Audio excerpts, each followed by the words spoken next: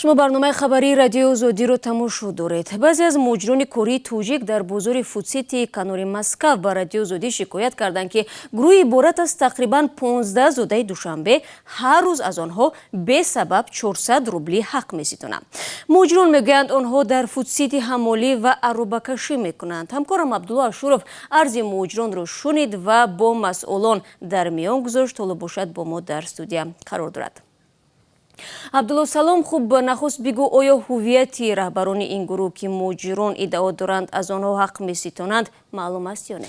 سلام شهلا، با گفته مهاجران گروهی حقستان را شهباز و عطاخواجه ناظیموف فرزندان آوازخوان زنده‌یاد ظفر ناظیموف رهبری میکنند و آنها زیر نظارت نظامیان گروه ویتس بودند.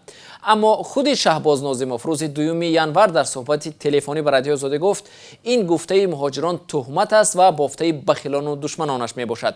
روز 2 ینور دست کم 4 مهاجر کاری تاجیک در مرکز فودسیتی به رادیو زاده گفتند در صورت سرپیچی از پرداختن حق آنها را گروه ویتس 5000 روبل جریمه می‌بندد و در روی خط سیاه وارد می‌سازد. یک نکته عجیبی که مهاجران تاکید می‌کنند این است که حق تنها از مهاجران تاجیک و یا ازبک ستانیده می‌شود، اما با کارگران آذری و ارمن و دیگر ملت‌ها کسی کار ندارد. عبدالله، مهاجران در اثبات این گفته‌هایشان دلیل دارند و ماموریت فودسیتی در این باره چی میگوید؟ شالا مصاحبان رادیو آزادی عکس یک چک را فرستادند که در آن تمغه به مهر مانند گذاشته و در میانش پاتسابنیک نوشته شده است. با تاکید مهاجران هر روز آنها 400 روبل سپریده این چک را میگیرند. کسی چنین چک نداشته باشد جریمه و از بازار رانده می شود. در همین حال در مرکز تماس فودسیتی به رادیو آزادی گفتند کسی از مهاجران کوری تاجیک پول نمی‌ستاند. اما کارشناسان میگویند تجربه حقستانی از مهاجران تاجیک تنها خاص فودسیتی نیست و در دیگر بازارها نیز عین چنین حالت ادامه دارد. تاکسی‌ها می‌سپرند، عربکش‌ها می‌سپرند، در ساختمان‌ها می‌سپرند. این یک راحتی ما شما رو در کار آوردیم داخل کردیم. این فقط نسبت تاجیک و کمی نسبت فودسیت هست.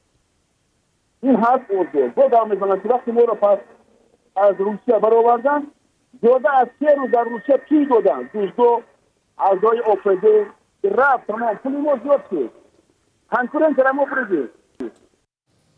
در سفارت تاجیکستان در شهر مسکو گفتند از مهاجران به این مضمون تاکنون شکایت نگرفتند، اما اگر مهاجران به آنها عرض کنند و گفتهشان ثابت شود برای چاره اندیشی به مقامات حفظ حقوق روسیه مراجعت خواهند کرد.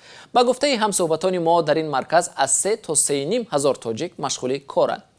تشکر عبدالله برای صحبت. دیگر چه هم می شود گفت بجز از این دو مصرع من از بیگانگان هرگز ننالم که با من هر چی کرد آن آشنا کرد.